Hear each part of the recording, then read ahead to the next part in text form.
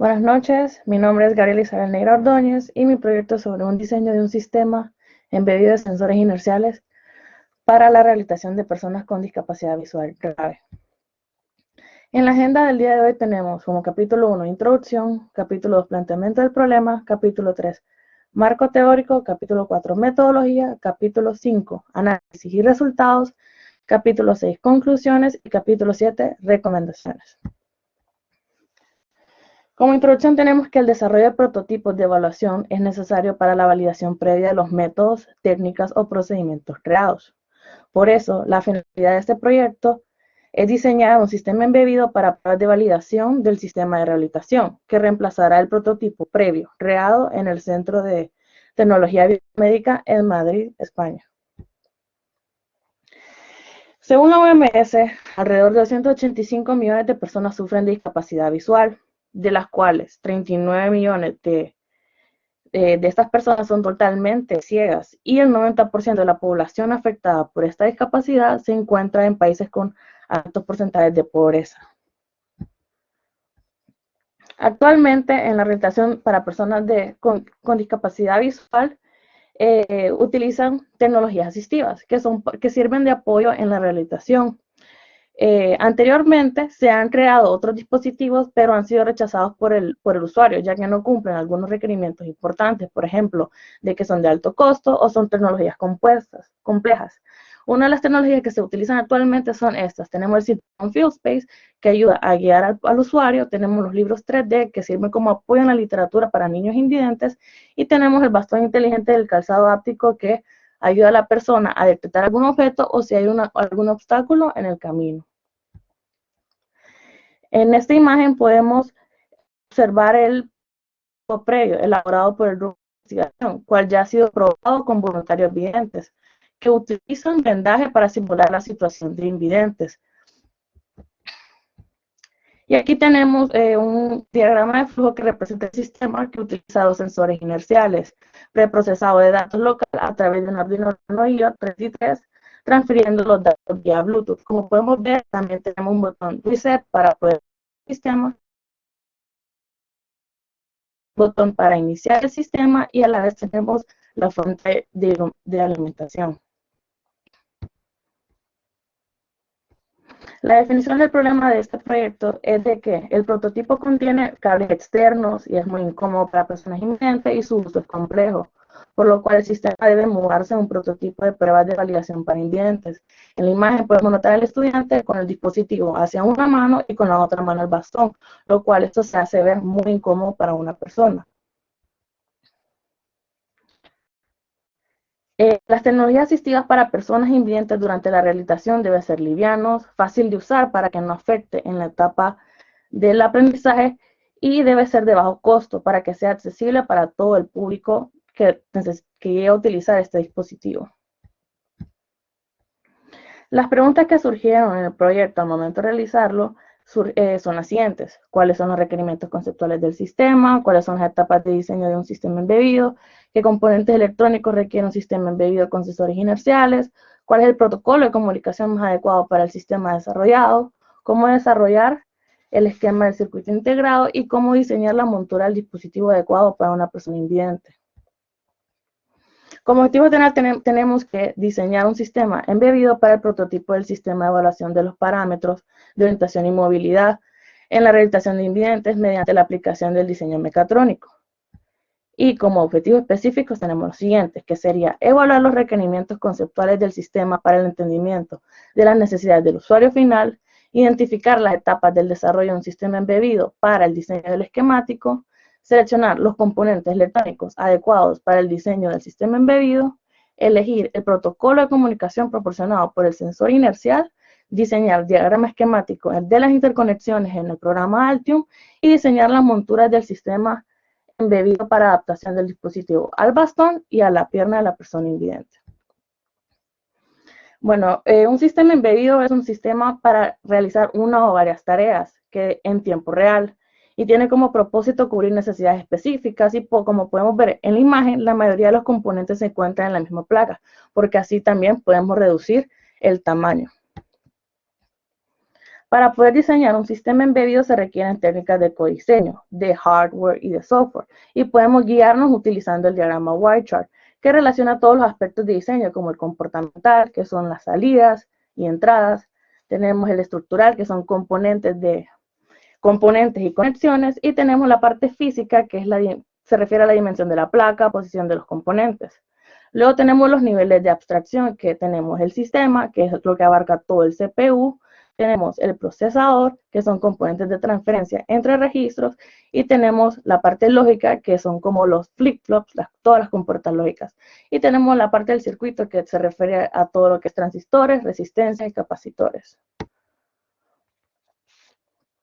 El diseño de un sistema embebido se divide en tres partes. Primero tenemos el hardware, que es todo lo físico que puede tener un sistema embebido. Por ejemplo, un microprocesador y un microcontrolador, sensores, actuadores, memorias, un DSP, que es un procesador de señales digitales de punto fijo flotante, y un diseño de medida como el FPGA, que es una matriz de compuertas lógicas programables. La segunda parte es el protocolo de comunicación, que es el elemento que sirve para que exista transferencia de datos entre componentes, y existen varios protocolos de comunicación. Por ejemplo, tenemos el SPI, el I2C y el UART, y se elige el protocolo de comunicación dependiendo del hardware que vayamos a utilizar en el sistema. La tercera y última parte es el software, que es la herramienta de programación que facilita el funcionamiento de las máquinas y administra los dispositivos. El software asigna a los recursos lo que deben realizar y almacenar la información captada en la memoria del sistema embebido. Estos proyectos que se han realizado es para diseño de sistemas embebidos, dependiendo de la función que ellos quieran. En el 2012 tenemos a Ascaso y a los demás que realizaron un sistema embebido para el control del movimiento de un robot diferencial, componiendo el sistema embebido en tres partes. El primero, que sería la unidad de procesamiento implementado por un microcontrolador. El segundo, que sería el sistema de medición compuesto por sensores. Y el tercero, que sería el sistema de actuación conformado por motores. Luego tenemos el 2013 a Cantillo y demás, que realizaron un sistema embebido para control de aeronaves no tripuladas. El sistema contiene un microcontrolador, un radio integrado, sensores, fuente de alimentación y memoria. Y lo que hace es manejar el sentido de los motores en la aeronave. Y en el 2017 tenemos a Ferrin y demás, que también diseñaron un sistema que analiza la huella plantar mediante una imagen del pie, y el sistema está compuesto por un sistema BeagleBone Black, que es un módulo, una cámara RGB, lámpara y pantalla táctil. Y lo que tiene estos proyectos de la similitud es la pauta en cómo ellos diseñan los sistemas embebidos, que siguieron la metodología W con sus diferentes fases.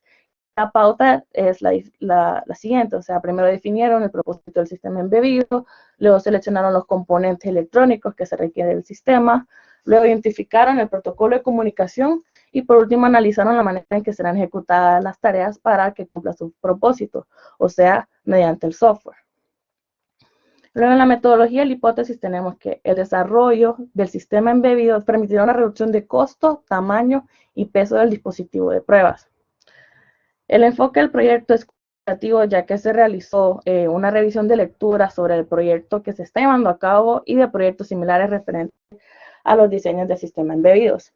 Las variables de la investigación son las siguientes. Como variable dependiente tenemos el diseño del hardware, y como variable independiente tenemos el procesador, fuente de alimentación, protocolo de comunicación, componentes periféricos, elementos activos, montura tridimensional. Como técnicas aplicadas fueron las siguientes. Se hizo una revisión bibliográfica, se hicieron consultas a expertos de ingeniería electrónica y eléctrica, y también una entrevista a expertos en rehabilitación de personas invidentes. Y los instrumentos aplicados fueron el programa Altium Designer, Mbed Studio Sager, Mbed Studio y SolidWorks.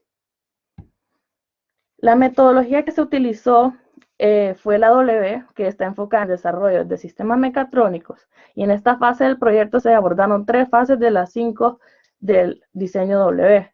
La primera, que es la fase de análisis del sistema, que consiste en la definición de todo lo requerido en el diseño. La segunda, que es de soluciones específicas y análisis dependiente, que se identificó los módulos del sistema y los componentes necesarios en el sistema diseñado. Y la tercera, que es la fase de integración del sistema virtual, que se desarrolló el diseño y la simulación virtual. Y aquí tenemos el cronograma, todas las actividades y tareas que se realizaron durante todo el proyecto. Aquí empezamos con los resultados y análisis. Primero está la evaluación de los requerimientos conceptuales del sistema para las necesidades del usuario final, que se tomaron en cuenta. Primero tenemos el tamaño, que el tamaño es importante porque el dispositivo debe adaptarse a las dimensiones donde el tamaño no afecte el lugar donde será implementado. Luego tenemos el peso, que el peso debe ser lo más mínimo para que la persona no adapte una mala postura al momento de caminar o una mala manía al sujetar el bastón. Luego tenemos retroalimentación áptica, que el dispositivo debe brindar información del estado de él con el sentido del tacto para que sea fácil de manipular mediante el usuario. Y tenemos también la retroalimentación auditiva, porque a través de esta retroalimentación genera comunicación brindando información del estado del dispositivo. Y por último tenemos el bajo costo, ya que la mayoría de las personas que sufren de esta discapacidad son de escasos recursos, por lo tanto tiene que ser un precio accesible. Luego tenemos las etapas de desarrollo de un sistema que se siguieron, ya que se tomaron las 3 características más importantes del diseño de un sistema embebido, que es el hardware, el software y la comunicación entre ellas, que es el protocolo de comunicación, para así luego analizar los componentes requeridos del sistema. Se eligió un microcontrolador porque su uso es para tareas específicas, son sencillos y de bajo costos. Contiene memoria integrada RAM y ROM y periféricos embebidos, lo cual fue lo más adecuado para nuestro sistema. Luego de realizar una comparación de microcontroladores que están en el auge en el mercado para sistema embebido, se eligió el NRF52832 de Nordic, que es un chip con Bluetooth integrado, trabaja con bajo voltaje y contiene cantidad de pines para entradas y salidas. Y tenemos el sensor BNO055 de Bosch, que ya fue determinado previamente por el grupo de investigación, que es un sensor inercial de 9 ejes con 3 sensores, que los 3 sensores es el magnetómetro, giroscopio y acelerómetro. Y aquí la hoja de datos del NRF52832 brinda 2 tipos de conexiones, dependiendo de la configuración. La configuración que se eligió fue el Internal LDO, que esta configuración es para circuitos de bajo consumo, que en español significa regulador de baja caída. Al igual, el sensor BNO055 también brinda circuitos de referencia, dependiendo del protocolo de comunicación que se elija. En este caso se eligió el protocolo I2C porque soporta múltiples esclavos y maestros, hay confirmación de información recibida y utiliza 2 cables, cual nos conviene para el tamaño de la placa y así tener reducción de componentes. Aquí podemos ver lo que es los componentes del prototipo previo y podemos notar que está compuesto por un Arduino MKR Wi-Fi 1010, el módulo del BNO055, un módulo de tarjeta micro SD, un pulsador, multiplexer, portapilas, resistencias, tarjeta micro SD y batería, con un costo total de 114.25 euros. ¿Por qué sale tan caro? Ya que aquí tenemos que comprar el módulo del microprocesador que vamos a utilizar y también del módulo del sensor, que esto implica un mayor costo. En cambio, los componentes del prototipo nuevo, tenemos más componentes, pero el precio ha disminuido. En los componentes tenemos el cargador de batería, el sensor BNO055, pero solo el chip, los osciladores, pulsador, transistor, el microcontrolador NRF52832, el puerto micro USB, batería, LED, capacitores, bocina, interruptor, con un costo total de 28.52 euros, ya que todos estos precios son por componente unitario. Y aquí tenemos los esquemáticos de las interconexiones. Aquí es la conexión de la fuente de alimentación, que está compuesta por el puerto micro USB que funciona para programar nuestro sistema y para cargar la batería de nuestro sistema. Tenemos el cargador de batería que es el MCP73832, que lo que permite es poder recargar nuestra batería y alimentar nuestro sistema. Y tenemos un switch para encender y apagar nuestro sistema. Aquí tenemos el esquemático de conexión de los osciladores en el microcontrolador, que estos osciladores externos los recomienda la empresa Nordic, uno de 32 MHz y el otro de 32.76 kHz, que esto sirve para mejorar la precisión de aplicaciones, o sea, en otras palabras, resultados más precisos. Y tenemos el esquemático de la conexión de bocina y de botón, que la bocina es para dar una alarma una vez el dispositivo esté conectado vía Bluetooth y cuando nuestro dispositivo esté totalmente cargado. Y el botón sería para resetear nuestro sistema. Tenemos aquí el esquemático del microcontrolador que tiene las conexiones siguiendo el circuito de referencia de la hoja de datos de él y con las entradas de los componentes auxiliares, con la conexión del sensor mediante I2C y de la entrada de alimentación. También tenemos la conexión de la antena que nos va a permitir conectarnos vía Bluetooth. Y por último tenemos el esquemático de la conexión del sensor, que fue siguiendo también el circuito de referencia con la configuración del protocolo de comunicación I2C. Aquí tenemos lo que es el diseño de la placa del circuito impreso en 2D. Todo lo que es la parte roja representa la capa superior de la tarjeta y toda la parte azul representa la capa inferior. Los componentes se posicionaron de la manera en que la fuente de alimentación esté separada tanto como la parte analógica y también la parte digital, siguiendo la norma IPC 221, que esta norma es la genérica para todo diseño de circuito impreso. También lo que tenemos a mano derecha, la línea roja, eso es la antena que nos va a permitir conectarlo vía Bluetooth. Según expertos, la antena tiene que estar alejada de todo componente mínimo de 5 milímetros para evitar interferencia de señales. Esta placa, en esta placa la antena está alejada con una distancia de 6 milímetros, tiene un grosor de 1 milímetro y una longitud de 20 milímetros, que las dimensiones fueron recomendadas por un experto en placas electrónicas. También el diseño de las pistas son de 0.25 milímetros y también se jugó con las posiciones de los componentes poniendo algunos en la capa superior y otros en la capa inferior. Y como se conectan mediante vías que tienen un diámetro de 0.3 milímetros. Aquí no se toma mucho en cuenta lo que es la temperatura, ya que aquí se manejan corrientes muy bajas. Y por último también, ya que Altium no brinda todas las librerías de todos los componentes, se tuvo que realizar la librería de algunos, que esto obtiene lo que es el símbolo del componente, el footprint del componente y el modelo 3D. Y aquí es como se va a ver la simulación de cómo se va a ver nuestra tarjeta ya impresa, con las dimensiones de 41.92 milímetros por 25.23 milímetros. Y aquí hay una mejor vista de cómo se va a ver la placa. Finalmente, ya teniendo las dimensiones de la placa, se realizó el diseño en SolidWorks de la montura. Y aquí tenemos lo que es el dispositivo 1, que es el que va adaptado en el bastón. Con el grosor del bastón, que es de 1.3, debe encajar la carcasa.